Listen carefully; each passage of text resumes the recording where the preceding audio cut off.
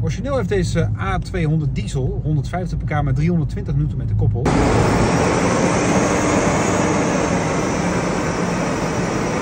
Mercedes kennende, zeker bij deze modellen, ga je er best wat overheen.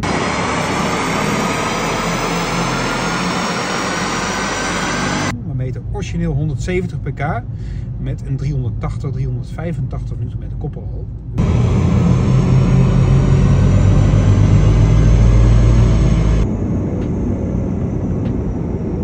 Tuned gaan we naar 203 tot 205 pk met 470 Nm koppel, dus deze is behoorlijk.